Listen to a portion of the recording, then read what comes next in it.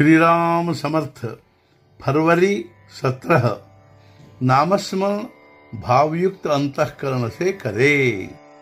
यह सच है कि आज हमें ईश्वर की आवश्यकता नहीं होती, किंतु उसकी आवश्यकता कैसे महसूस होगी इसका तो हम विचार करें।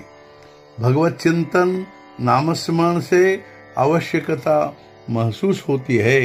यह गरज या जरूरत इतनी तीव्र होनी चाहिए कि जिससे हमें जलपान भोजन का भी स्मरण न हो। जब आग तेज होती है तो उसे बुझाने के लिए पानी के फव्वारे भी तेज उड़ाने पड़ते हैं।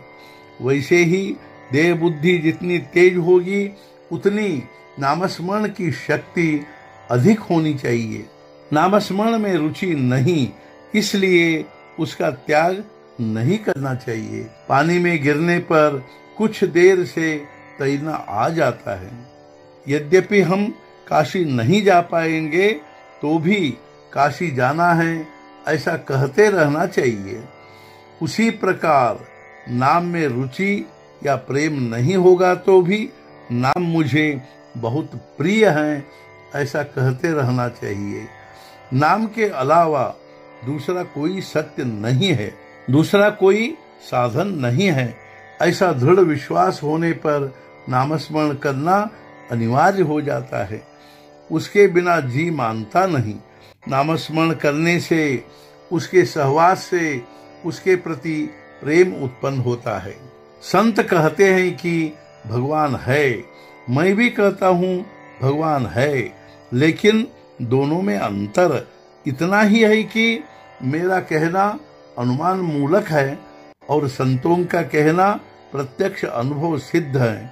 संत देह से परे होते हैं, अतः उनके पास पहुंचने पर देहाभिमान कम होता है। प्रत्यक्ष संतों के पास नहीं पहुंचेंगे तो भी चल सकता है। दृढ़ भाव बनाकर कार्य जितना शीघ्र होता है उतना देह के सहवास या समीपता से नहीं होता। हम अपनी भावना से ही तीर्थ में तीर्थ की पवित्रता, देवता में देवत्व और गुरु में गुरु की महिमा देते हैं। तीर्थ स्थान में जाकर यदि हम निष्पाप होंगे ऐसी भावना होगी तभी वहाँ का स्नान तीर्थ स्नान होगा, अन्यथा वहाँ का तीर्थ केवल पानी ही होगा। यह कहने का सार यही है कि सब कुछ भावना में ही है। नामस्मरण भाव उत्पन्न करता है। भावयुक्त अंतःकरण से यदि नामस्मरण किया तो सफलता शीघ्र होती है। साधुओं या संतों के लक्षण इसलिए कहे गए हैं कि उनका हमारे ऊपर असर हो, हम उनका आचरण करें, किंतु केवल लक्षणों से साधु को आप पहचान नहीं पाएंगे। उसके लिए तो खुद आपको साधु बनकर ही पहचानना पड़ता है। यदि गृहस्थ साधु को पहचाना चाहता है तो उसे यह अनुभव करना चाहिए कि साधु के सहवास का स्वयं पर क्या परिणाम हुआ। तात्पर्य अपने अनुभव से उसे पहचाने। यदि हमें उसके सहवास से शांति मिली, अपना अहम कुछ कम हुआ, मन निर्विषय हुआ, यदि पूरा निर्विषय नहीं हुआ तो कम से कम निर्विषय रहने की भावना निर्माण हुई तो समझना चाहिए वह साधु का रूप है।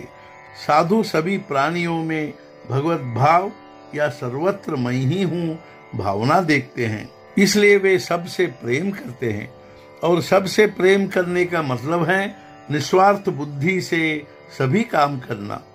हम अपना तो कुछ ही में देखते हैं, समस्त प्राणियों में नहीं देखते, इसलिए द्वैत भावना का अनुभव आता है। साधुओं की अहमता लय हो जाने से वे विश्व में अभेद की भावना से देखते हैं और उनका प्रेम शुद्ध होता है। आज का मुख्य विचार, सबसे प्रेम करे, निष्कपट प्रेम से बर्ताव करे। न केवल अपने बोलने में प्रेम भावना हो बल्कि देखने में भी हो। सद्गुरुनाथ महाराज की जय। जय जय रघुवीर समर्थ।